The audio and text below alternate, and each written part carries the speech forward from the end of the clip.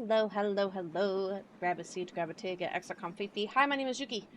I'm the Prince of all things spooky and ooky, but the only thing scary about me is that I actually finished all these Warhammer videos. Era were close allies long before the Unification Wars. Mars was the first world terraformed by humanity and became what would ultimately be the first hive world, an epicenter for industry and He has good technology. taste. The Age of Strife did not treat the Red Planet kindly, however. Thanks so much for following. Welcome to the stream. He wants to become full robot. Like he actually does wish like cyberpunk was like real. He also really likes cyberpunk, where you get like augmented. So if we ever reach like a point in time where they're like, yeah, you can take your legs off and get robo legs, like he's probably gonna get robo legs. He'd be like, heck yeah, sign me up, robo legs. Like he loves robotics and mechs and tech and all that jazz. As far as the weakness of his flesh disgusts him. Storms that ravaged the planet turned it into an absolute nuclear hellscape. Oh, they have jetpacks in them. Hi, I just arrived. I see Brick. Yeah, we're reacting to Warhammer today. Welcome on in, Stealth. They inflicted on themselves, but others were lucky enough to escape beneath the red sands in powerful fallout shelters. These became their generational habitats. What did you get? Did you win? Reliance on technology and those who could use it. They began to view the technology keeping them alive less as a technological advancement and more of a divine intervention, with those skilled in it as priests. The Martians began to worship the power of the machine, and this resulted in the formation of the cult Mechanicus, the belief in a holy trinity known as the Three. Wait, Rika, that's the crazy. machine god, serving as the spirit who gave rise to all technologies known, the motive force, the deity that gives all life its ability to live, and the Omnissiah, a physical manifestation of the machine god itself. This belief began to manifest in them physically as well. What were once humans began to really mess around with the character creator options, and this tech obsession made them view instances of flesh to be weak and spend their lives removing what makes them human and replacing it with mechanical augments. Robotic limbs, glowing eyes, mechadendrite arms. What was once a mass of flesh now looks like the back of a router, and the oldest members of the Mechanicus no longer even look slightly human. In addition to this, cloaked over all of their mechanical appendages are robes that reflect the color of their homeworld, the red robes of the Mechanicus. The Cult Mechanicum, now the Adeptus Mechanicus, create a fascinating combination of cultures. Question. Alright. What the heck happens to like your mind, your brain when you go through like this? Probably at one point was John, the dude, and now it is big scary thing, right? Like you went a little too crazy with the character customization, friend. You went freaky deaky with it. Like I can't even imagine what that like does to a person. And also, like, does it not get rusty? Like, are you not gonna be like rusty dusty crusty? Like, how often do you need to be like buffed? All right, come on, grandpa, we gotta like get the oil and like sandpaper you. Anyway, fun fact, the Omnissiah the Mechanicus prays to is actually the Void Dragon Catan shard that the Emperor buried a very long time ago. That is kind of wild. I didn't know that. They wanted to be the machine from the Matrix. I actually haven't seen the Matrix. Don't shame me. Hi, Sheba. Welcome on in. Thank you for the bootins. Thank you, everybody, for the bootins. Thank you, everybody, for following. Welcome in. We are still watching some more hammers.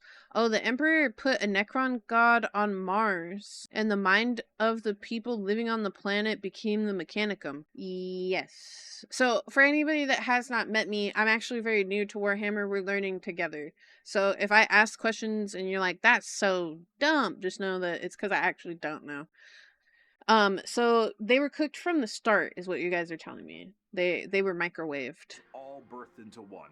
Basically, techno-zealot monks. Organic life is the machine god's greatest accomplishment within the scope of the great work. All praise he who is three in one. By giving us life within an organic shell, he presents us with the means and opportunity to improve upon physicality, as is his divine plan. He grants us complex weakness so we might learn metallic strength and ascend to his level of machinic perfection. The Emperor's arrival to Mars was very much a walking in with the pizzas while the room is on fire moment, but to the Mechanicum, they saw his arrival as confirmation of their belief. They took one look at the glowing golden entity that showed up on their doorstep and were like, that's him. That's the guy right there. And they That's the immediately guy. accepted him as the 𝓟ᓟᓟ𝓟. Obviously showing up and being called Machine Jesus shortly after wiping out all instances of non-Machine Jesus a little bit beforehand is an instance of capital H heresy. But the Emperor saw the bigger picture. Were they strange with how they rubbed unguents on themselves, burned incense, and prayed Just as to planned. machines for them to work? Sure, but that's a lot of production right there. So the Actually, you know what though? But real, like, I don't know how many people in here are streamers or like your computer's on its last leg, but you're like, God, please let it boot up, let it boot up, let it boot. Like, I mean, it works. You're like, please let it work, please let it work, please let stream be smooth, no lag today. Let stream be smooth. All the apps open today. Stream be smooth. Like, they had the right idea. You're like, please. Please just work. Please turn on. You can do it. I believe in you.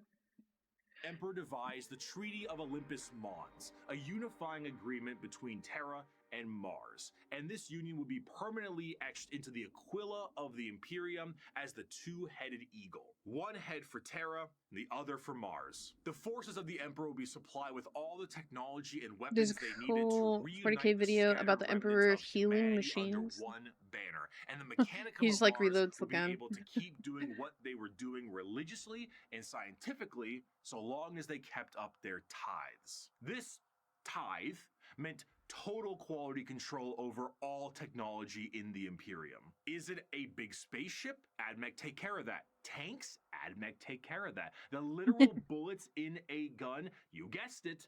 But unlike the factories of today, the forge worlds of Mars and the creations of the Mechanicum are a bit of a different experience altogether. Instead of a factory on a random given world, the entirety of the planet's surface is dedicated to manufacturing. But that's a little tricky, isn't it?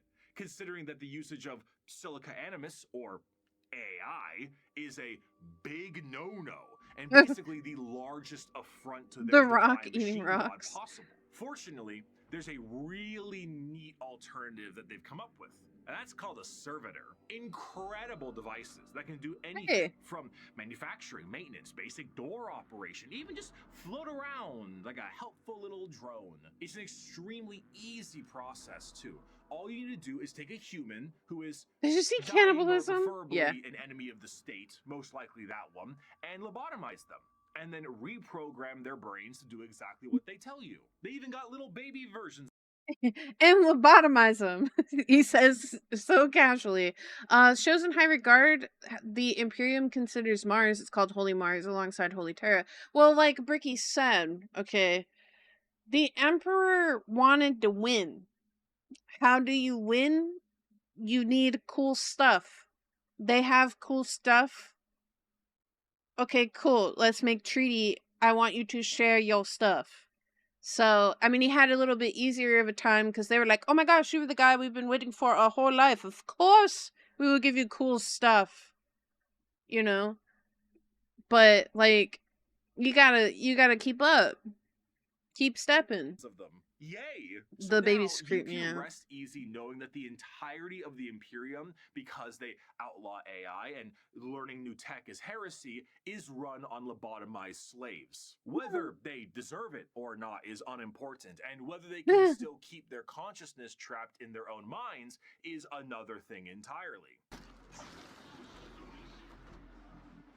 I hate those little chirp things. Why does it hurt?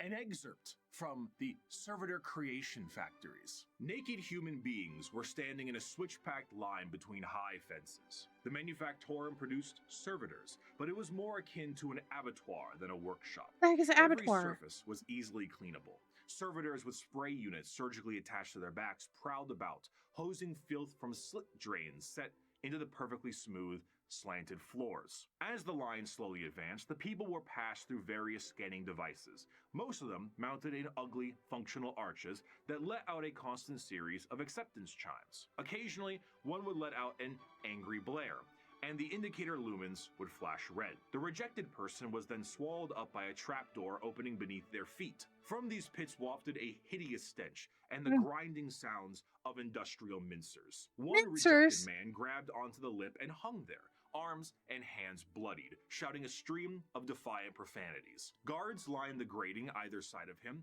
and shocked him until he fell.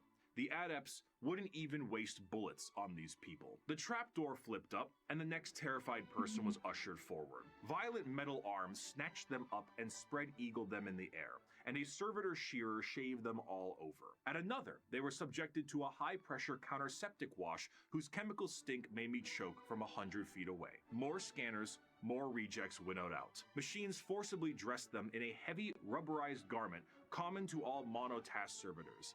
These were saggy on them, all one size, until another process force-shrank them to fit their bodies where metal cuffs, sockets, and collars bit into vulnerable flesh. The last few prayers gave way to screams at that point, and even the most stoic shouted in pain. They were ushered over a floor buzzing with power that made them shriek with every footstep. "What's that for?" I asked. "Follicular inhibitor, to stop their hair from growing," he said. Freaking sweet, Lois! As for their scientific pursuits, the mechanic... Well, okay, I guess you saying butcher is also kind of accurate because then you followed up as a facility where livestock are brought and killed in process, which I'm assuming they also do. Maybe not the killing, but you know, they chop stuff up at butcher. That is probably the scariest thing I've ever heard in my entire life. And I thought the Jacari would be bad. Imagine being like, these people aren't even worth a bullet. That's horrifying. Thank you.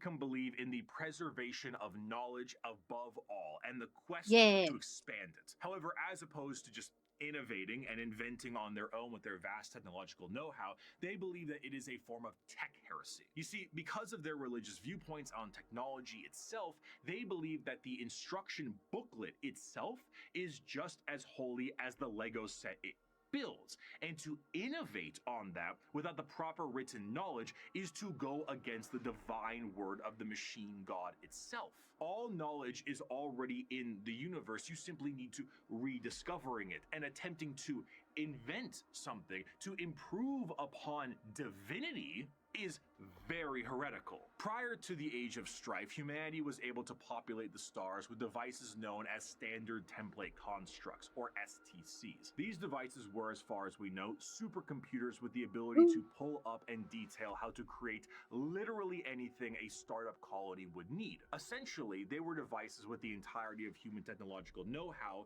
so that you could make a home away from home. The Mechanicum will not make anything without an STC. Quite literally nothing, because this is the knowledge they seek, and that knowledge is divine. One time, scouts of the Imperial Guard found a functioning STC that provided the schematics on a knife that happened to be a bit lighter and a bit sharper than most other knives. These knives were adopted by 30 Space Marine chapters and were one of the most advanced discoveries of the century. This discovery was so significant that they were each awarded a planet for finding this. A planet for a machine that taught them how to make knives. Due to their religious organization, you can probably guess the Mechanicum are organized in a feudal structure with the highest individuals in power being a part of the priesthood. Cream of the crop being the fabricator general of Mars itself, who serves as a high lord of Terra, but also oversees the entirety of the Mechanicum below. Below them are tech priests that must have been a cool freaking knife. Of knowledge and other more straightforward theocracy. Forge worlds tend to operate slightly more independently, what can cause some power struggles within the Mechanicum, because, you know, despite them all being weird robots, they love being given praise. And despite being the manufacturing end of the Imperium, they do actually have... And this goes with earlier about the clip that's like, the two worst words to put together in the English language is good job. And then he's like, but all the mechanicus, they need to be head patted and told they're doing a good job. Their own military forces. They have the Skitarii Private Army and all their various 1920s Martian-style mechanisms like doom crawlers, Castellan robots, and of course, the Titan Legions. Because nothing is cooler than a robot that towers over buildings. Ultimately, their very dogmatic view on technology as a whole has resulted in any innovation becoming absent, thus causing the Imperium to stagnate as a whole. The lack of ambition to create anything new and the wholesale murder of anyone who even tries leads to things becoming derelict. I grow weary of this flesh I was born into, strangely disgusted by its nature.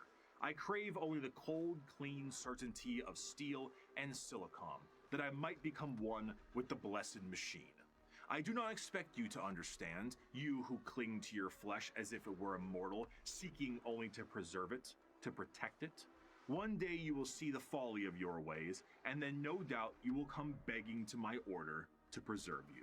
After the groundwork had been set unification-wise, it was time to start getting things together for the Emperor's great crusade across the stars to bring humanity under one banner. The Thunder Warriors were a perfect fighting force for unifying Terra and Luna, but the galaxy was a whole different thing. You see, these warriors weren't soldiers in the eyes of the Emperor. Is it Space They were Marine time? tools, extremely blunt tools used for the fast conquest of Terra. As the Emperor was concerned, the tools you use at home aren't the same ones you take on a road trip. So the Emperor rid himself of his tools in the exact manner you think he did, and he went forward to crafting a brand new tool. One more mobile, more efficient, and ready for his next era of conquest. They shall be my finest warriors, these men who give of themselves to me. Like clay, I shall mold them, and in the furnace of I don't like war that. forge That's scary. they will be of iron will and steely muscle. In great armor shall I clad them, and with the mightiest guns will they be armed. They will be untouched by plague or disease. No sickness will blight them. They will have tactics, strategies, and machines so that no foe can best them in battle. They will be my bulwark against the terror. Okay, so Thunder Warriors may have been a prototype, but does that mean that you have to kill all of them? Like, they could have just hung out or something. They are the defenders of humanity. They are my soul. Space Marines! Is that a Space Marine? Fear. The vastness of the Milky Way galaxy meant that the Emperor needed assistance bringing everyone back to the fold. And who better to do this than himself? But since the technology to be in many places at once does not exist anymore... I'm sorry, I probably shouldn't laugh. But just go, the Emperor wanted it. Like, that's crazy. You can't just... Well, yeah, I murdered a whole bunch of people, but it's okay. That big guy over there told me to do it. That big guy over there, he told me to do it. That is wacky. Wacky. What's up? What are we fixing? Also, I'm gonna take a drink. In case anybody wants to know what I'm eating, I have a Chobani strawberry kiwi 20-gram protein yogurt and a pizza Lunchable because... Ooh! Wait, put your back into it. Tell us why. Show us how. Look at where you came from. Look at you now. Thank you so much for the Jeffrey Bezos dollars for 2 months. I hope you enjoy your ad-free viewing because you're going to need it today. Thank you so much. Also, enjoy the emotes. The Emperor decided that it was time to become a dad, the same way Geppetto did, and with far less care. It is not my son, Archon. None of them are. They are warlords, generals, tools bred to serve a purpose. What? It is not my son. None of them are. They are warlords. What do you mean, you heartless man? You're their papa. Their daddy. What are you talking about? Big E is a little too harsh there. Well, it's the same thing of we did a video reacting to the Emperor period end statement, and he was like being mean to his supposed best friend, like, ah, where's your heart? Where's your soul? Like, these people look up to you, man. Just as legions were bred to serve a purpose. What a dad. The Primarch Project was started to create charismatic and unique leaders in the Imperial military. The diversity of... Wait, I agree with this. You're right.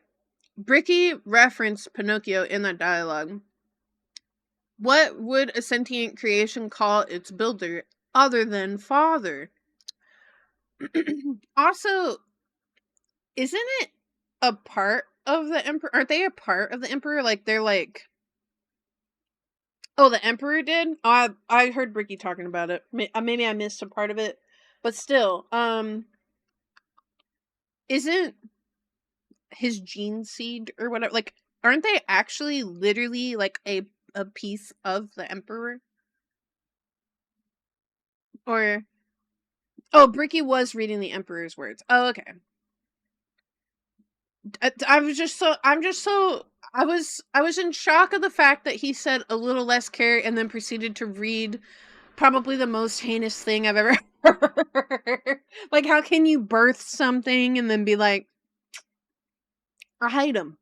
I do have a question though, and no one in chat is probably going to be able to answer this. I'm assuming these are some of the sons. Why do they all look so different?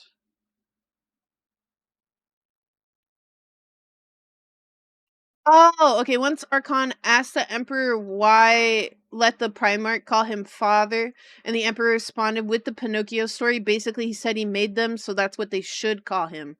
But why do they all look so different? Gene forging is a heck of an art. Oh, okay, so they're just like, let's get weird. I did say, I don't know which one of these is horse. The reason why he rebelled was because he's bald and ugly. Because some of the sons are pretty gosh darn cute. That's why he that's why he angry, because they made him ugly. These eventual leaders meant that each one could be specialized for certain circumstances across the galaxy. Depending on the type of conflict, one leader might be better than the other. So instead of forcing one leader to acclimate to a situation directly, it would be better to send a specialized leader and force to handle it. In order to do this, the Emperor used his genetic know-how and maybe a little bit of that forbidden stuff to create these genetically perfect gene fathers that had the ability to serve as his analog directly. So the Emperor used his own DNA alongside other DNA, and they're all different aspect of him, and the planet they grew up changed them. That is true. I do remember that the planets kind of mess with them a little bit. All 18, that's right, all 19 of his sons were meant to be directly molded by the Emperor himself, 19? Despite their genetic differences. And they I thought there was only 18. as follows in order. Lionel Johnson, Fulgrim, oh, he's cute. Perturabo, Jagatai Khan, Lehman Russ, Rogel Dorn, Conrad Kurz, that guy's not cute. Ferris Manus, Engron, Robute Gilliman, Mortarion, Magnus the Red, Horus Lupercal, Lorgar Aurelian, Vulcan, Corvus Corax, and Alfarius and Omegon. His sons finalized and crafted to be... Pause. I thought we didn't talk about Alfarius.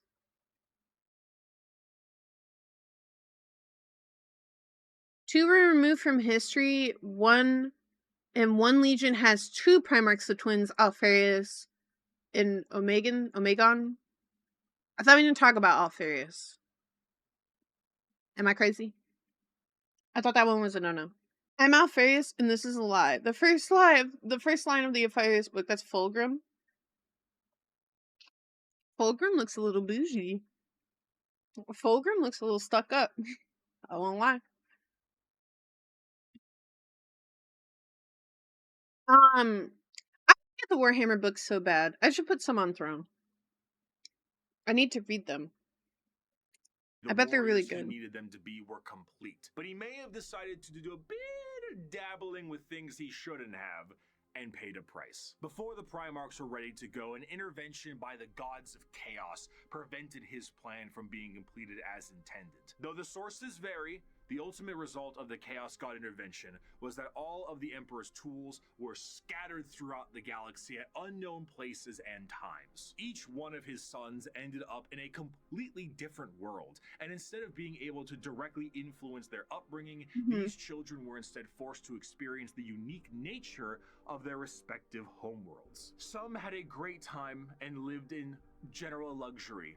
Others, not so much. Despite his closest advisor, Malkador the Sigilite, saying, "All right, Chief, let's try this one again," the Emperor sensed each of his sons were still very much alive, and one of the primary objectives of the Great Crusade shifted to Wait, Alfarius and Omegon are confusing. Are they traitors, loyalists, both? Wait, do they not talk about them? Like, what happened to them? Or why they're not talked about? Probably not. Probably gets scrubbed or something. You get like a redacted SCP document of their specific Space Marine legions and carry out his will. These original Space Marine legions that were created alongside their Primarchs go in order: the Dark Angels, Emperor's Children, Iron Warriors, White Scars, Space Wolves, Imperial Fists, Night Lords, Blood Angels, Iron Hands, World Eaters, Ultramarines, Death Guard, Thousand Sons, Luna Wolves, eventually Sons of Horus, the Word Bearers, Salamanders, Raven Guard, and the Alpha Legion. Space Marines, unlike their gene fathers, the Primarchs, are not made in a vat. There is a process to recruit more members from humanity. I was told that if I was a Space Marine, I would be a salamander. How massive a Space Marine is compared to because I'm a nice man, lady. But don't forget, the Emperor is really good with genetics. Less good with anesthetic, however. These prospects are recruited across humanity from various reasons and methods, and are generally killed during that process. But sometimes they aren't, and they are able to go through more and more of the actual training to assess certain traits that are important and relevant to being a Space Marine. Most of the time, the common factor is a pure, unrelenting willingness to kill the enemies of the Imperium. After going through psychological screening, the prospect, now called a neophyte, goes under the knife fire. I to love become fire. a Space Marine. And here is a quick list of all the cool new stuff they get genuinely shoved into their bodies. A secondary heart, an organ that makes your bones grow, an organ that makes your muscles big, an implant that makes your blood Their entire stick is that they lie and deception, so no one knows whether they're loyal or a traitor. And Alfarius and I'm butchering this name, I'm so sorry. Both use the name Alfarius and have a bunch of Marines identical to them that they also call themselves Alfarius. So we're all Alfarius, is what I heard. stronger. A little organ that turns your white blood cells into super white blood cells, a brain implant that allows you to sleep while being awake, a pre-stomach that allows you to digest literally anything, a spinal implant that allows you to absorb the genetic memories of what you eat, bigger and better lungs that can let you breathe underwater, an implant that gives you stronger eyes, new ears that keep you from being dizzy, a brain implant that lets you go into suspended animation if you're in a bad shape, skin that acts like transition glasses, I almost got it in one take, a brand new kidney, the ability to taste the air and find enemies like a bloodhound, a special coating on your skin that allows you to be protected in space, the ability to spit acid, a gland that allows you to absorb the unique genetic makeup from the gene seed in the first place, and a straight up carapace that allows the Space Marine to interface with their power armor directly. Quite often, these are put inside of you at dubious levels of mental alertness and dubious levels of... Actually true. You can't kill Alfarius if everybody is Alfarius. And the Space Marine Legions are all pretty human in their ways, for better or for worse. Yeah. Some of them just have, like, like, different moral codes or different, like, vibe checks. Whereas, like, the salamanders are kinder to people. There's probably quite a few of the Space Marine factions that are like, oh, stompies, you know? Anesthetic. After a more generalized indoctrination into the faith of the Imperium and a bit more training and other important manners, they can finally be welcomed as a fully fledged Space Marine. A Space Marine is quite literally a walking tank that is armed to the teeth. Two of the more iconic weapons held by a Space Marine are their bolt gun, which fires explosive shells the size of soda cans, and a chain sword, which is... The Space Marine is clad in a colorful carapace known as power armor, crafted from extremely heavy and durable ceramite. The power armor of a Space Marine protects him from any terrors he... The organ that allows their skin to alter its pigmentation depending on how strong the solar radiation is on the planet malfunctions in the salamanders, so no matter what their skin tone was before, becoming a marine turns them charcoal black. Tell that to the Iron Hands, they hate regular... That's why I said they're just like... one of the videos we watched, and it might have been the Bricky faction video, the older ones, was that the regular people, some of the Space Marines don't care if they're on the battlefield. Like, they're like, I'm going forward. Like, if you're in the way when I start going, like, just... What's that dude from The Boys? That run real fast? It's like that.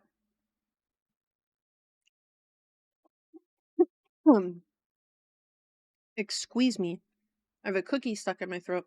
May face, be it the void of space itself to an inhospitable atmosphere. This armor, combined almost biologically with an already massive physique, makes the Space Marine an almost unstoppable fighting force. And hell, if the armor doesn't protect them enough, they can always become a walking coffin like the dreadnoughts of the chapters are. Walking coffin! Truly adds to... See, that's what I was talking about earlier. The sheer difference in some of them. While a Space Marine in its own right is an indoctrinated freight train on legs, how they act is so cool. Quite different from chapter to chapter. Yeah, okay, wait, so as far as I know, the salamanders are the only Marines that are allowed to see their families after becoming a Space Marine, so they're generally better adjusted when it comes to normal humans. Oh, dang. I didn't even think about that, actually. The space wolves develop wolf features. Wait, I want to be the space wolves.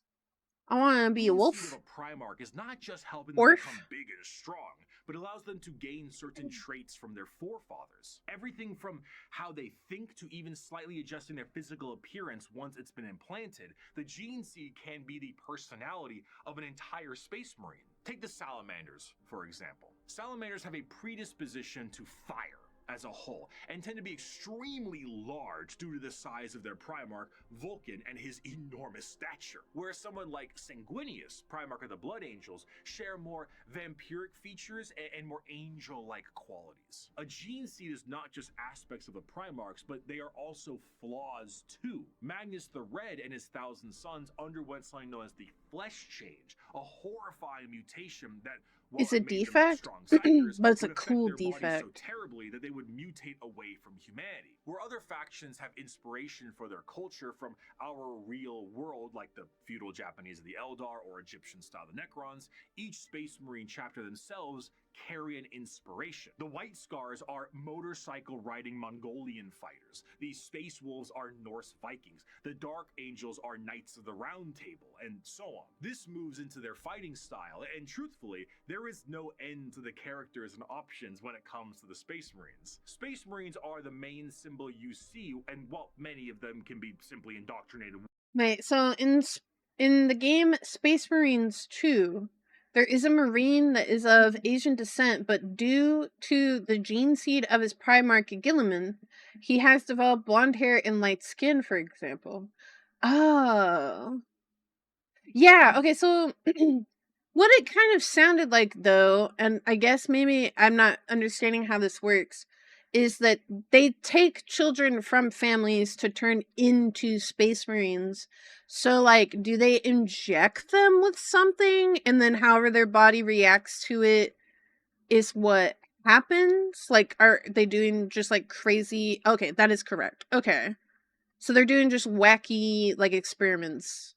And their body mutates because of this gene seed thing to match the Primarch it came from.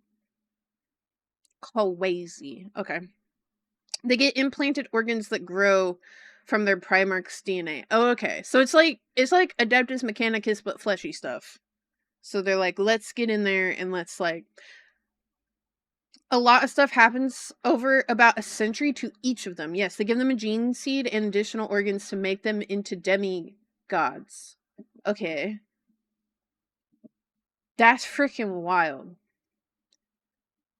And so this stuff alters them, and that's why the salamanders as a whole are taller, because they all have the same Primarch DNA. Okay, noted. Written down in my brain. That's kind of interesting and also really horrifying to think about.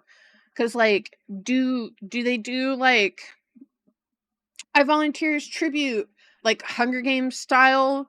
Or, like, do they just take your sons?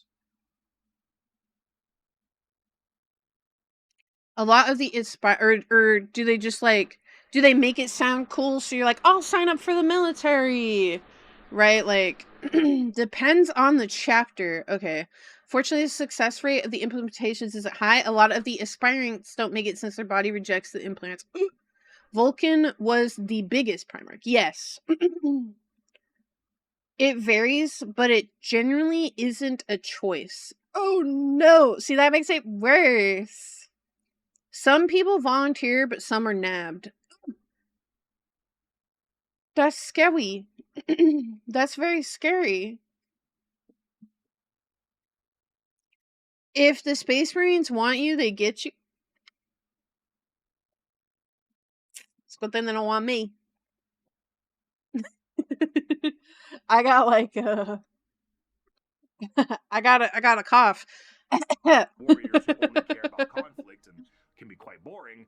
Then you meet Dante, or Bjorn, or Bjorn. Tal, or Karn, or Lucius, or Erebus. And then you discover the wealth of these characters and tools of war you can have. For 1100 years, I have fought and I have seen the darkness in our galaxy. Oh my gosh. I have seen the vileness of the alien and the heresy of the mutant. I have witnessed the sin of possession, and I have seen all the evil that the galaxy harbors, and I have slain all whose presence defiles the Emperor. I have seen what you will see. I have fought what you must fight, and I have slain what you must slay. So fear not and be proud, for we are the sons of Sanguinius, the protectors of mankind. We are indeed the angels of death. Despite crazy. Okay, wait. For example, Space Wolf priests go around their homeworld snatching promising young warriors. Also keeping in mind that the average age of recruits is between 10 and 14 years. Ooh. Hey kid, come here. We're gonna replace all your organs real quick. Being the poster children for Warhammer 40k as a whole, the presence of a Space Marine is a rare sight for the countless trillions of humans across the galaxy. Seeing one of these monstrosities is like seeing something akin to an angel sent by the Emperor himself. These angels of death are the essential fighting force to bring humanity back under the unified banner of the Imperium. Yet ultimately, the Space Marines are individuals torn from their families and conscripted to genetic modification and lifelong service for the dying Imperium. And though they are held in an almost holy light, most believe they are above and beyond the people they are designed to serve. Once designed as the protectors of humanity, they seldom view humanity as something worth saving. To the extent that it is a tiny, minute rarity, though not unheard of, for a Space Marine to put a normal citizen above them in any way. For most Space Marines and even their Primarchs, they are only here to do a job. They are there to kill the enemies of humanity, and I would be remiss if I didn't add at least one more of my favorite quotes to the tail end of this section. "The time for speeches is done," said Rogel Dorn. "The first great test is here. My order to you all is simple, yet heed it well, and exert yourselves to see it done. They are coming. Kill them all." While the Space Marines are the spearhead of the Imperium's Great Crusade and also a major player in its warfare, there is a significant amount of importance that must be taken on their transport. What sci-fi universe would be complete without its navy? When you think of the navy or ships on the open sea, you think of something that is... They're taking in the success rate of the gene seed implementation goes down rapidly with age. You can make a Space Marine in an older age, but the process is not as effective. crazy, crazy for feeling. Honestly, I think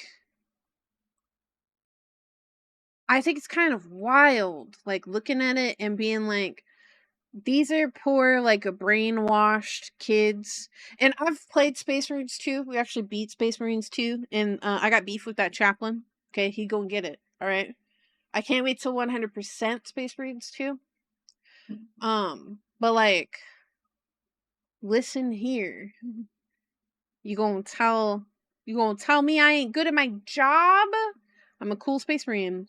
Would you rather have teenage recruits where 1 or 2 survive, or 20-year-old recruits where 1 in 100 survive?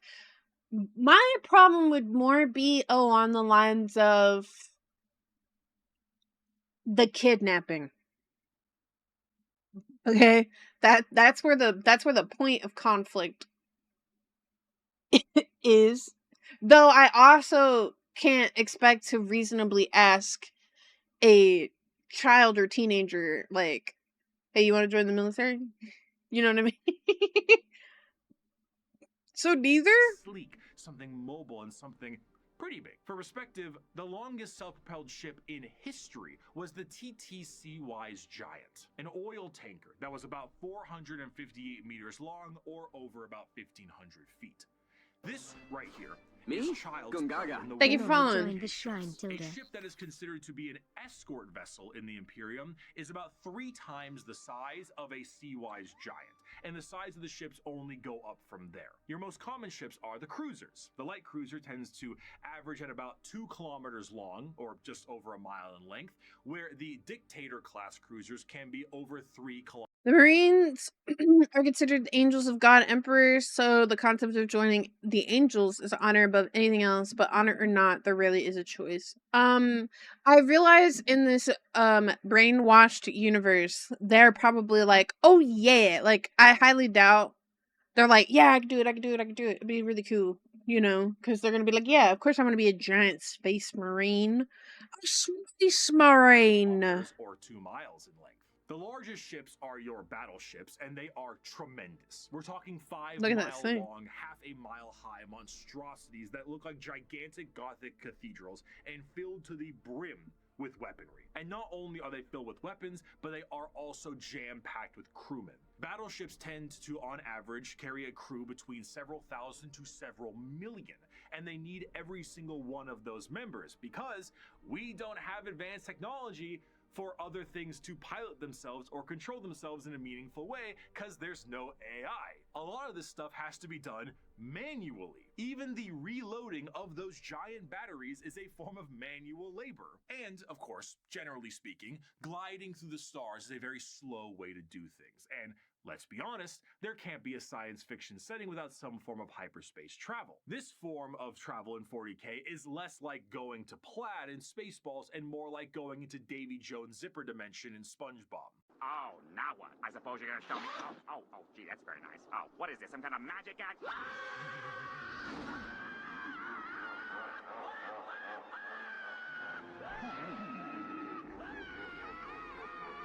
This is because it utilizes the immaterial warp to do so. Warp travel is handled by a navigator, which is an abhuman. It's a mutated human, don't worry about it. And they have a gene that gives them a third eye and the ability. Sometimes Marines come to a planet and they take all the children with the force of necessary.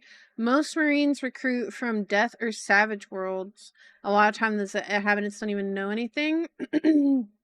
Yeah, it is an interesting concept to imagine in a universe. Imagine how much of prestige a family line would receive if they could say that 4 or 5 generations back, a member of your family was chosen to become a space marine. True. Warp is a bad time. To help steer the ship through the warp, which, as we That know, is true. is The warp is a hell bad itself and unreality. Now, this might sound exceptionally dangerous, and that's because it is. Now, the ship does have protection in the form of a Geller field, though. Originally, I assumed the Geller field is what you think it is, a large force field stopping all manner of horrible things, like demons from the warp tearing apart your ship.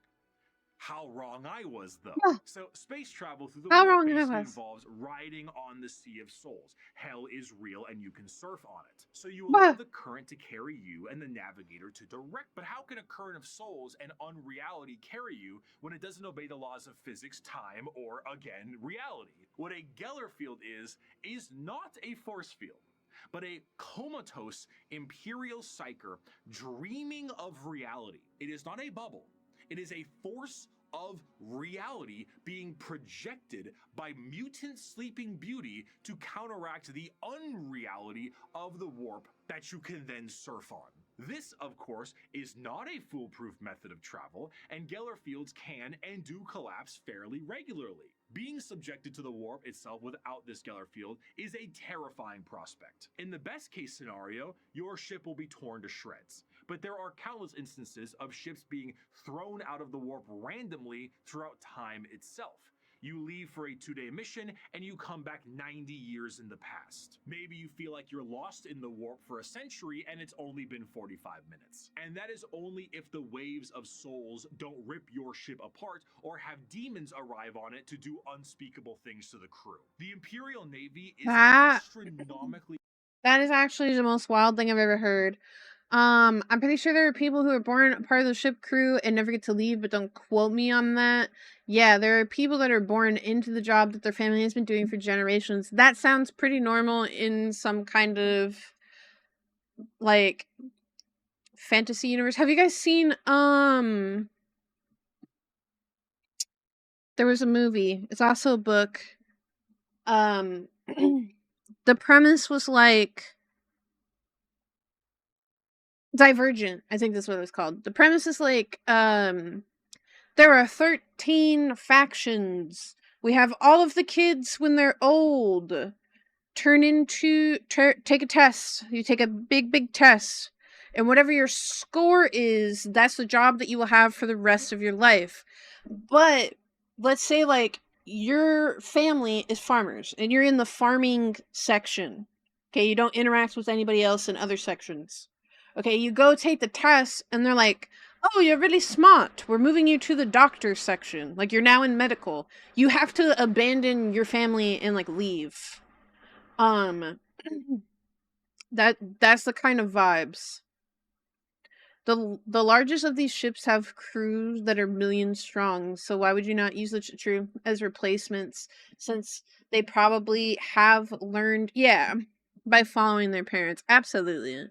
Like, might as well. Powerful force for the Imperium, because the sheer volume of ships and guns on those ships create firepower that can sunder planets. This is all juxtaposed with the sheer backwater nature of these ships. While they are manned by crews of zealots, they are also operated with such a backwater tech, it completely confuses the reader. You see the long batteries of portside cannons that the ship has, and remember that AI is heresy in this world, and that all the mechanics are utilized by lobotomized slaves. So how do they load these? Well, they have gun gangs. Massive gangs of hundreds of people manually loading these cannons. These are genuine gun loader gangs that get into gang wars and squabbles. On the ship's bridge, you may find the captain himself hardwired directly into the ship's chair permanently to control it the best they can. Giant screens of hololith data fill the room, and sensors across the ship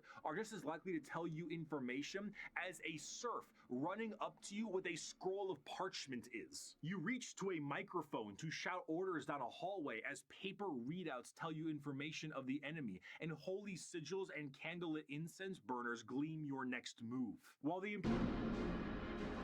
is not a specific faction of the Imperium in the same sense, and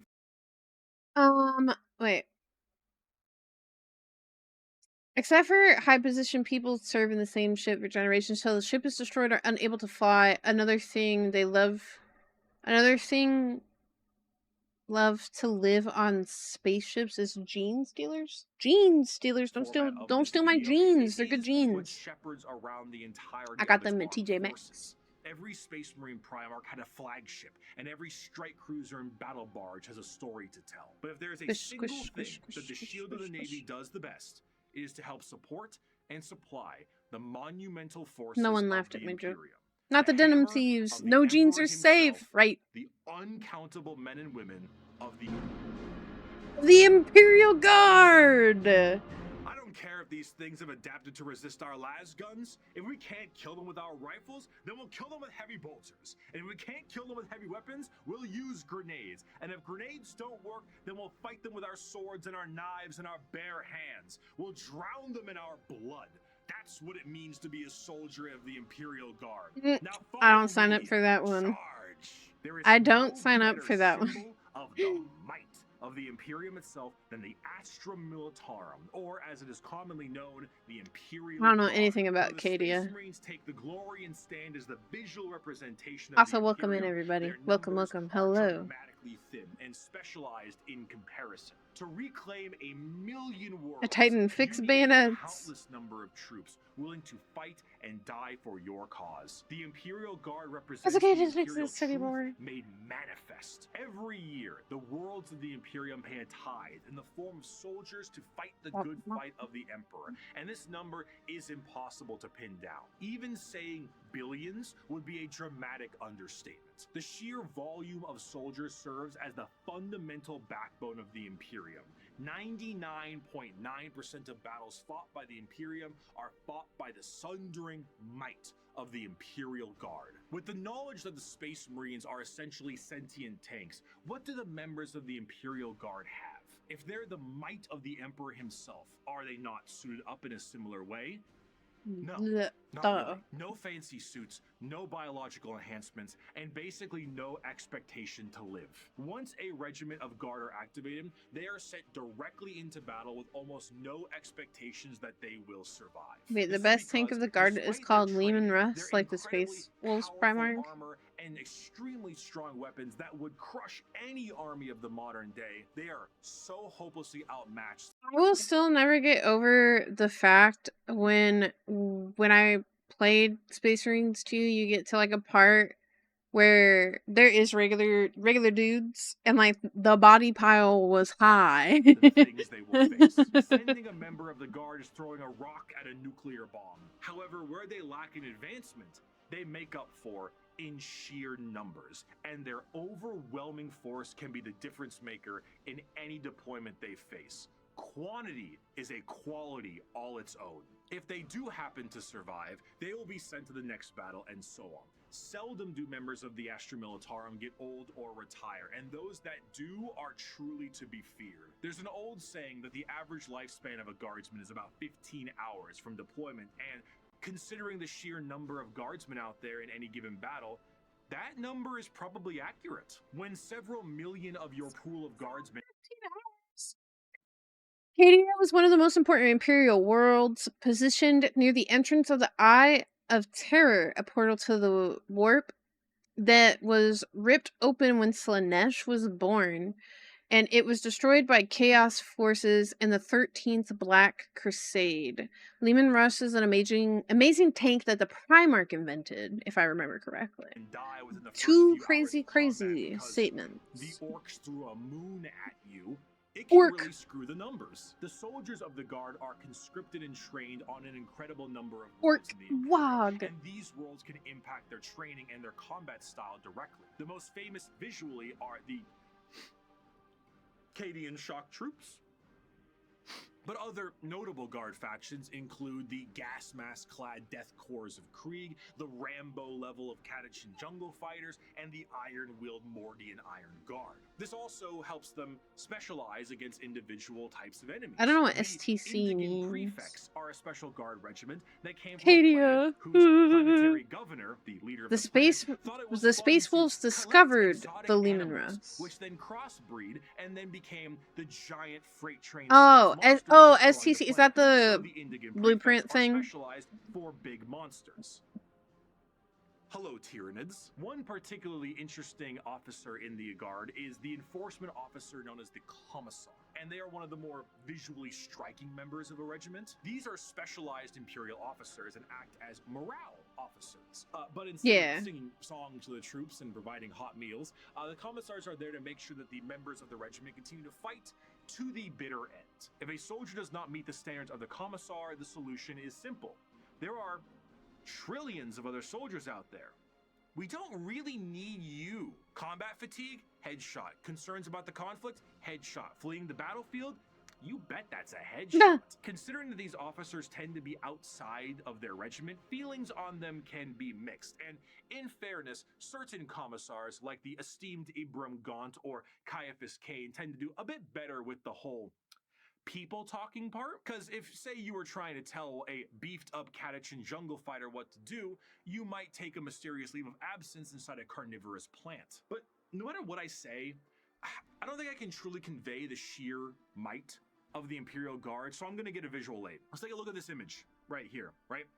This is the cover of the 9th edition Codex for the Astra Militarum, the official cover art. Your eyes may be drawn to the dark and brutal looks of some of the main members on the front and the gigantic orc they are attacking, but zoom out a little bit. There is no floor. There is only It's just people, and yeah. behind those people are tanks, and behind those tanks are flying artillery shells. There are 2 enormous transport ships in the sky, and their ramps are down, and on their ramps are more people. The Yeah, I do see that. described as having a million. If you look back here behind my big head, you can see these like little dots, little dots. Those are people. Okay, wait. The standard temple construct back in humanity's golden age, it was a machine that the colony ships had, basically a machine that had all of humanity's scientific and engineering knowledge on it, allowing colony ships to make a new home at their destination. They have the summary execution rule on the tabletop. Imperial Guard is also the pick for people who want to play yes. I'm just saying that I would not volunteer as tribute for this life. But him pointing out the details, I can if he hadn't pointed at it, I could barely see this ship back here. But now I feel stupid because this light right here, it has to be something light, right? But see what I mean is like this tank is right here and he's pushing forward, but there's like a huge pile. Like he's fixing to just keep going even if these dudes are standing in the way. Worlds. 8 million worlds. And each one of them gives soldiers to the Imperial Guard for the tithe. On a given battlefield, in a given fight, foot soldiers tithe must be paid. Tanks in the tens of thousands, and you have enough artillery to turn the night sky day. You have walkers and APCs and aircraft and horse cavalry and tanks the size of apartment buildings. You have drop troops and spec ops and rattling snipers and gigantic ogres that can't count to 4, but they can turn you into 4 pieces, and it just doesn't end. Humanity is a horde army, but instead of a horde of bugs or rampaging orcs, it's a living wall. Oh my gosh, look at all those little dots. At the end of the I'm a dog. He's been ferried through hell on a ship that's 10,000 years old to some godforsaken. Okay, alright, look over chat. Depending on what planet you're born on, you might not get the chance to choose to end this. Let's just say that if the mechanic has actually found a fully intact STC, humanity would likely be the dominant force once more. Tide must be paid. Like Space Marine recruits, you don't join the guard on your free will troop. Well, I mean, someone might. You heard of Yuki? Grab your las rifle and get to firing. A guard reagent are basically the tax, tide. But surely they're like, there's some things they can't accept for the tide. Like disabled fox girls. From high orbit with nothing but a grav chute. Though he is one of 10 million men and women snatched from his homeworld to fight a war he barely understands. Though he has been given a weapon that fires You be a servitor! Dang, I've been demoted! Because the knowledge of how it functions has been lost. Though his company is supported by tractor tanks that run on anything you can burn. Though he wages war against the devouring hive mind, ravenous demons and hordes of hyper-advanced aliens with strange technologies and sorceries he never dreamed existed. No one will remember his sacrifice. There will be no records of his deeds, no glorious parades in his honor, and no remembrance of his name. All he will earn is a shallow, unmarked grave on a forgotten world untold light years from home. Yet for all this thankless sacrifice, a guardsman is a man, just like you. He has no millennia-old genetic engineering, no prophetic leader, no miracles of faith. He has his lasgun, his orders, and those beside him. He is the Imperial Guard, and he will hold the line. In the end, the Astra Militarum, despite fighting for the honor of the Imperium, are their own form of a massive horde army, where individuality does not matter. They are merely numbers to the Imperium, and the vast majority of the conflicts they are sent to are attrition-based battles that gain virtually no ground, while countless millions die. Yet this I did makes hear them that, Mailbox. the most human. For the Imperial Guard There's contains cat girls in my normal Warhammer. people who are happy and sad, people who laugh and love, and in there are stories, because there is strength in facing the horrors of the universe head Thank you for on, redeeming with nothing but Wooter. a rifle in your hands Wooter. and a prayer on your lips. Armed with an innumerable amount of Imperial soldiers and Space Marines, the Navy begins its great crusade into the stars to rescue the stranded Primarchs and reunite them to their legions. Your abilities are But the biggest question terrifying. needed to be asked was, what would they find? The age of strife lasted for thousands of years. Abhumans, If a variations of humans are civilization was still used in the alive out there in Guard. the galaxy, what would they be like? The technological advancements of humanity prior to and during the Dark Age technology was unfathomable. It allowed them to spread through the galaxy with ease and allowed them to settle once inhospitable planets. These branches of humanity were provided with the vast knowledge of human creations and were given gigantic machines to make arduous labor and ease. The spreading of these massive colony ships was known as the Long March. Skaven. These ships would be retrofitted into settlements upon arrival Ratlings. to their new homes. Accompanying them were the gigantic pieces of Mailbox. Chat had me look up that stuff earlier. The Lictor and like a gene stealer thing or whatever. That's scary. That's freaking scary. I hate the Tyranids. They freak me to freak out. True and based. You guys, I can't solo a Lictor. They're scared. They get worse. Don't say that. Don't say that. Other beast human subspecies. Check out the Red Terror in Norns. No? Nar? Good luck, Yuki. I need it. Listen, my attack points are low. farm equipment that served multiple purposes and the specialized pilots that could maintain them. They were not only able to tend the fields and do labor, but when interstellar communication was I'm gonna turn Yuki into a Tyranid player. You will not. Protecting the colonists against both threats Our demonic space hobbits. and alien. Because of the significance of these Rats. machines, those Rats. that could pilot them were We are powerful the enough to be rats. considered leaders, and the upkeep and preservation of the machines and the lineage of those who could pilot them was imperative. These machines, over the thousands of years, would eventually be known as The Imperial Knights. He must be humble of heart, strong of arm, be savage in war, loyal to hearth, and follow deeds of glory. He must keep honor with all, banish cowardice from his doings, and bring his house no shame. He must serve the Emperor and defend the Imperium, thus should a knight rule himself. Now, I would love to watch Warhammer Fantasy videos, but I do not think that Warhammer Fantasy is as popular as Warhammer 40k Space. But I have played a lot of Vermintide, and I do like the rats. Wait, AOS? What is that? It's getting more popular. Is that what it's called? What the real word is? Sad but true. It's not, but it is getting more. Age of Sigmar. That sounds like a joke of like Sigmar D's nuts. You know, that's what that sounds like. I like Skaven. I think they're neat. That's a poor choice of name. Always 4 claw steps ahead. But that's what it sounded like. Sad part is Warhammer. Warhammer Fantasy is the original, and Space Marines, Warhammer Space came after. Actually, 500 bajillion years ago, Fox Mom actually played whatever the Warhammer MMO is. Back for a bit, did you hear about Commissar Yarrick? No. I think they skipped that one. I'm getting you rats.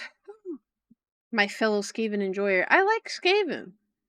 Fantasy has had a surge in popularity because of the Total War games. Yeah, Fox Mom actually played one a bajillion years ago. Maybe we'll give it a shot. I mean, I'm not opposed to trying stuff, so maybe next time we pick I don't think Warhammer. I thought it did. Hang on. We'll Google it.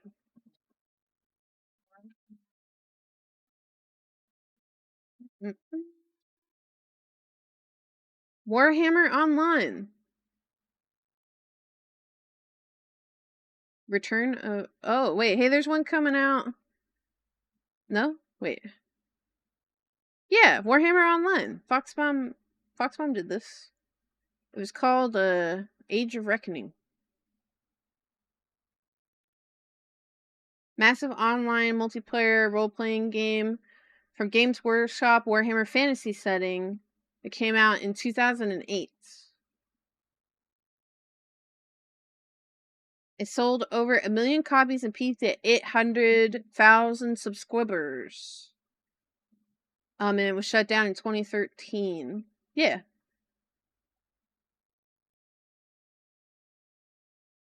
I knew I didn't imagine that. That one was from a while ago. Yeah. Yes. Yarrick is one of the only humans feared and respected by orcs. Oh, wait, that's cool. Yeah, she did. Yeah, it was a very long time ago. I didn't mean yesterday. It was a very long time ago, actually, because I was talking to her about it, and she's like, I know what you're talking about. Hello, Zine. They're not the ads. Don't forget to use your Prime.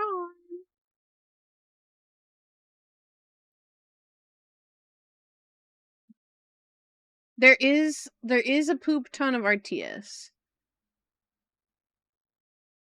Yeah, that one was from forever ago. It's back though. Some passionate people. Yes, I did actually see that was the top comment or top like Google recommended thingy. Hello. Welcome in everybody. Grab a seat. I know we've been streaming for a hot minute, but we're still watching the same video. We're still watching the same video. Now you see why I was like, I'll do it live so I don't have to sit by myself. 'Cause it's kind of long.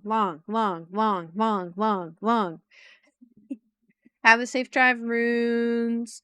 And we still got like 15 minutes left. And then we'll play some Nikkei. And then we'll watch the other one. Yeah, frick it.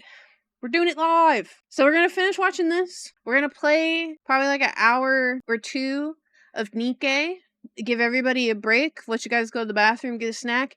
And then we'll watch part 2. The whole thing. And then I'll probably take a dinner break. And then, depending on how much time we have in the 12-hour stream, I might let you guys vote what game you want me to watch before we play Mario Kart. I plan on doing Mario Kart probably the last like 4 hours of stream. And I gotta go back to work. No! Have a good day, Bigger! Have a good day. So, depending on what happens after that, how long it takes us to get through. Need to get out of bed and do some chores. Boo-womp chores. I tried to do a lot of stuff last night, and I did all my stuff this morning. But I had a lot to do too. But yeah, thank you guys for being here. Thank you for watching. Thank you for sticking around with me. If anybody is like, yeah, I love reacts. These are Pog. I will be doing reacts at the start of the streams on Mondays and Fridays.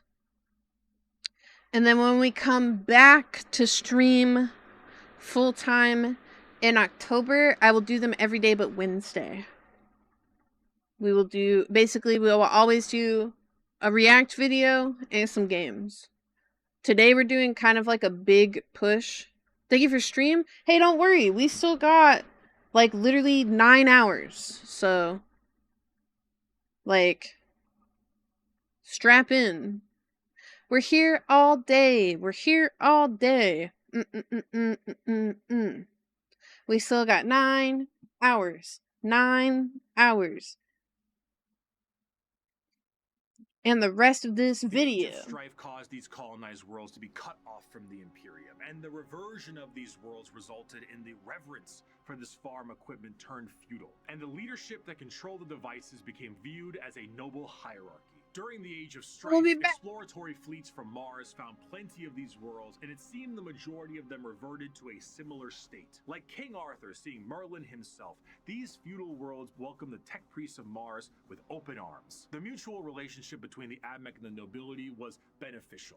The Admech were able to secure more worlds for mining resources and potentially long-lost STC information, and the noble houses were provided with technological know-how and modifications from the Admech themselves. The suits became more and more specialized, and their history as mere pieces of equipment were lost to time. What was once a tractor became a killdozer, and the Imperial Knights were born. Unlike other military aspects in the Imperium, the nobility of the Knight houses remains just that, a nobility-focused feudal hierarchy that swears fealty to either the Mechanicum or to Terra. Like the Knights in our history, once they swear fealty, they can be called to aid their respective allegiance in the heat of battle. The ones that swear fealty to Terra are led by the High Monarch, while the ones with the Mechanicum are led by the Princeps. The ones with Terra might be sent directly to the front line of war, while the ones with the Mechanicum tend to be sent to protect the Forge world. And the heraldry of these houses is what you'd expect from a generic history of knights. Houses pledging allegiances here and there, your run-of-the-mill War of the Roses aesthetic. Except instead of ponies, you have gigantic death machines. These knights can't seem to be piloted by any old person, however. A member of the nobility of any given knight house must go through the ritual of becoming. This ritual involves them sitting on the device used to control the knight, known as the Throne Mechanicum, for a full night. What's wrong with that? I mean, sitting in a chair for a full evening sounds pretty great right about now. So, a pilot cannot drive a knight. They can, but it moves about as effective as Ripley from Aliens 2, big, lifter thing. It is, in a sense, a beast that must be controlled, and a pilot must merge with it. The mind of the noble is connected to the machine and must fight with the mental signatures and personalities of the prior pilots as well. Everything a knight experiences in battle is felt by the pilot themselves, be it the general movement in the battlefield or damage sustained by the machine itself. If a knight's leg is blown off in battle, the pilot could experience a broken bone in the same spot. The merging to the machine forever changes the mentality of the noble that experiences it. That's crazy. A strong degree of nobility and honor in off topic. I don't know where you find one of these, but I saw one that like reclines back, and that's my dream stream setup. Like, I would love to like lay back and just vibe. I want one of these so bad. The pilot, and a desire to fight for the glory of their house until the bitter end, as their ancestors' minds are linked directly to the knight. The size of these knights can vary, but generally speaking, they stand in the ballpark of 30 to 50 feet tall and are protected by a thick adamantium armor. Beyond that, they have their own unique ion shield generators that give them added protection, and when it comes to their looks, the most common pattern across the Imperium is the Questoris pattern, and is honestly the one you're probably thinking about right now. But there are also smaller versions like Armigers and bigger ones known as the Dominus. As for a loadout, these guys are essentially a violent Mr. Potato Head. Battle cannons, Gatling cannons, heavy flamers, thermal cannons, heavy flamer, a gigantic chainsword, or a straight up gauntlet. And for that empty spot up top, screw it. More autocannons, maybe add some missiles. Whatever you can do to make it as over the top as possible, you gotta do it. A squire serves a knight serves a lord serves a baron, and a baron serves a monarch. So who does the monarch serve?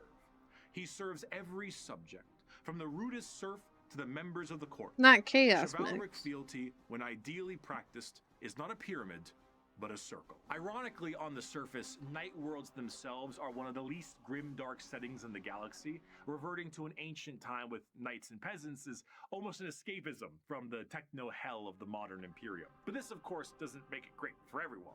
It sounds fun on paper to play a game of knights, but it's not so fun when you're the peasant. Oh, when I said not the Chaos Knights, I meant like, ooh, chaos bad. Not that they weren't real. The knights give their entire lives to the throne mechanicum, and their reality is not their own, as they have to hear the voices of thousands of generations of their ancestors controlling their actions and their lives for as long as they live. It's a strange dichotomy. When it comes to Warhammer, most to all jobs tend to be terrible. However, if there was one that could be considered enjoyable, it would be the pilot of a knight, or a princeps of their larger cousins. While it does contain an egregious amount of hardship to be a knight pilot, you do enjoy a wealth of privilege. A knight pilot is often an asshole who can back it up. The rich noble that, despite his braggadocious behavior, is still very much him, and he will continue to be him. But knights are not the only thing that the Imperium found lost in the stars during their Great Crusade. Due to the circumstances of the Age of Strife, humans were changing and adapting to their new homes they were now isolated on. Some of these humans evolved over thousands of years to adapt to these areas, and they were known as abhumans. Many abhumans found their way into the Imperial Guard or other lesser positions in the Imperium if they were not wiped out immediately for being too different from their human counterparts. But their abilities and appearance vary from planet to planet, and one particular group of abhumans have made quite a name for themselves in the center of the galaxy. Go to prison.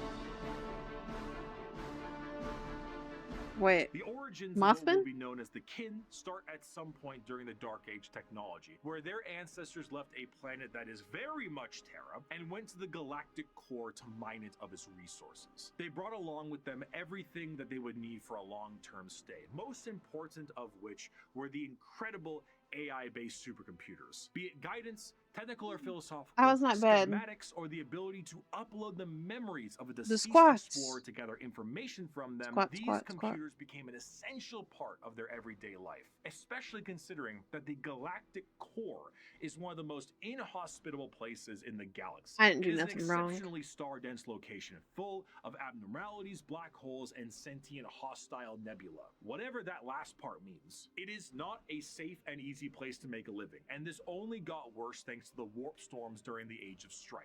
In order to adapt to this area, these travelers perfected a genetic makeup that made their future clones to be more adept to the area. These future clones would be shorter and more robust than their ancestors, and the need to procreate would be unnecessary because why risk messing up a good employee when you can just make a new one? These would be known as the squats, and they would all die. The squats? Except for when they didn't. And they would all die. They are known by a different name. Most void-faring races have at least one cautionary tale of foolish explorers vanishing amidst its blazing stellar nurseries and strange anomalies. Yet for the leagues of Votan, the galactic core has been home now for millennia.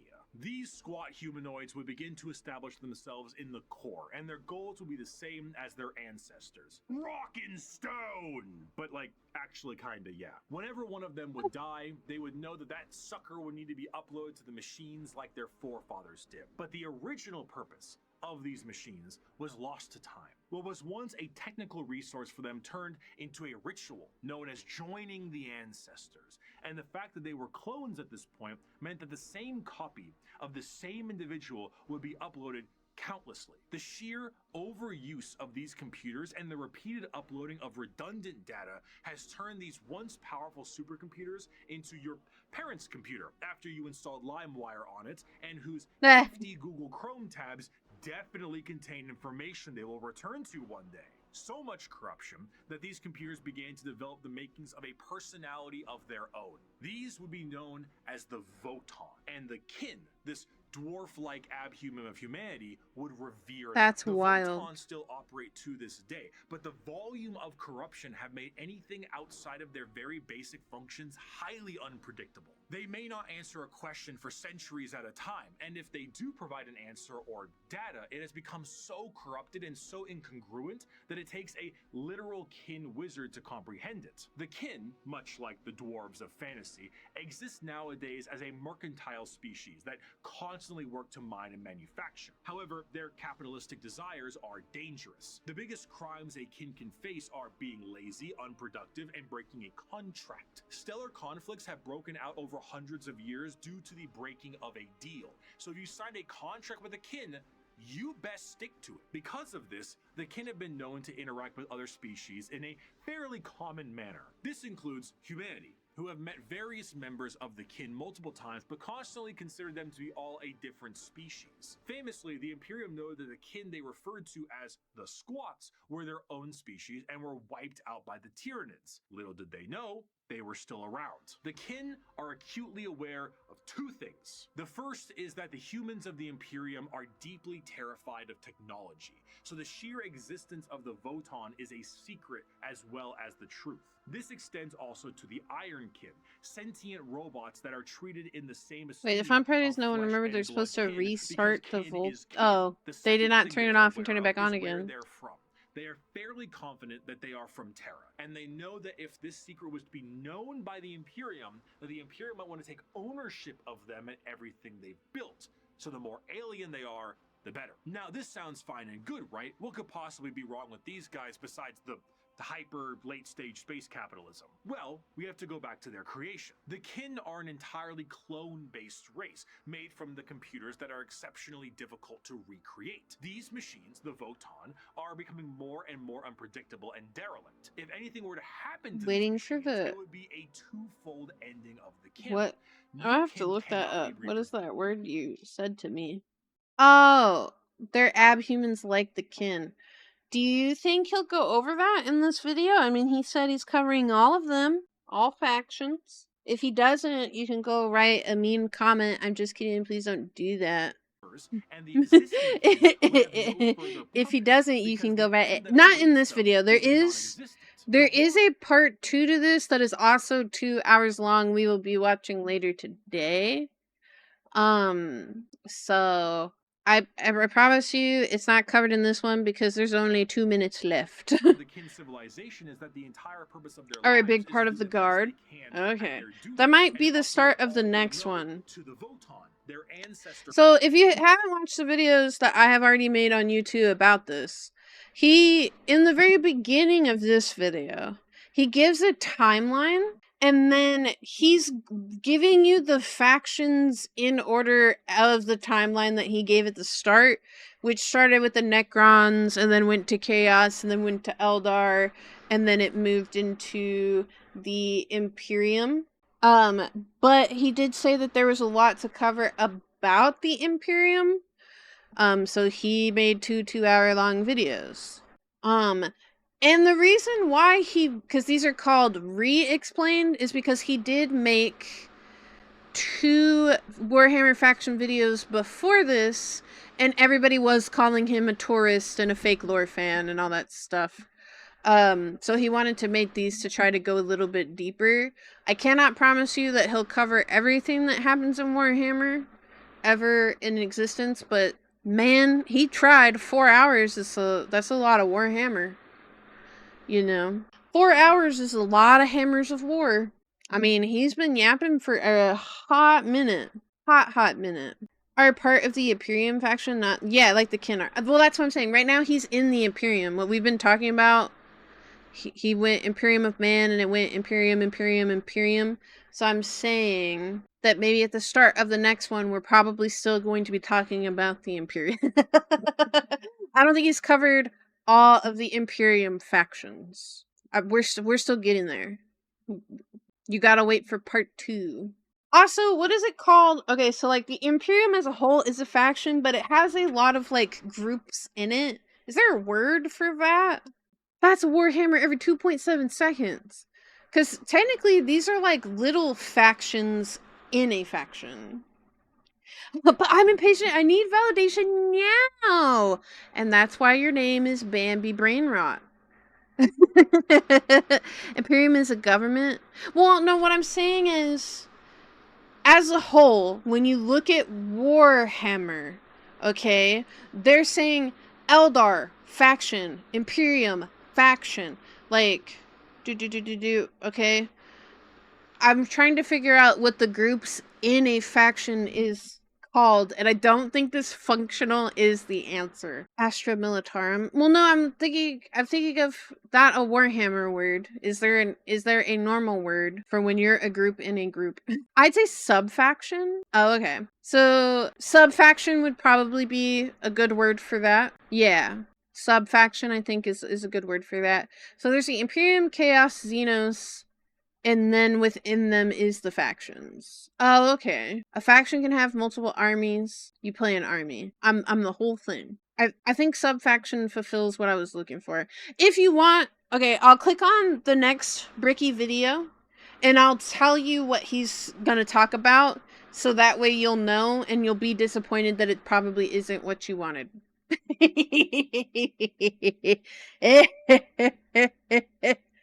It won't be what you wanted, because they are broken up in chapters. See, they're all labeled. He labeled them, so I can tell you what he's going to talk about in the next video. But 2 minutes. You're almost there. The ride's almost done. The thing that is killing these supercomputers in the first place. The ancestors were dead, but through the first truths, their legacy continued. And though their eyes had shut long ago, indeed the ancestors were watching. Not with a gaze from eons gone, but with the eyes of every living kin. Each generation was the embodiment of the ancestors cast anew by the Votan. The galaxy changed. Stars died, planets were destroyed, and civilizations fell. But as long as the Votan endured, the ancestors still lived. I do want to end this last bit with an enjoyable quote from one Kim. As you may have assumed, the Leagues of Votan are space dwarves with a corporate sci-fi motif. But they are still very much dwarves. They're squat, they're strong as hell, and they hold serious grudges. This time it's just more about your contracts than anything else. And so because of this, they might treat most things about how you would expect a capitalistic dwarf would treat things. You misunderstand, human. I am not here to debate. I am not here to compromise. What you see as yours, I am taking for my kindred. You want to bargain? Torek, unholster our means of negotiation. As the Great Crusade continued, mods unholster. Find their missing Primarchs, reestablish the locations of all of their various worlds, and finally reclaim what the Emperor was always hoping for. But eventually, all the Emperor sought to build would be his undoing. His original attempt to have all of the Primarchs lead his great armies and usher humanity into the better ages would end up crumbling down. And we will learn about how the Imperium backslides and the horror of the modern day of 40k in part 2. I will see you very soon. I will see you very soon. And by that, he actually means in a couple of hours. Alright. That's video part 1 in the bag. Chat, leave your thoughts, feelings, and comments right now while I boot up this next one, and I will tell you what happens. Chaos Space Marines Dark Mechanicum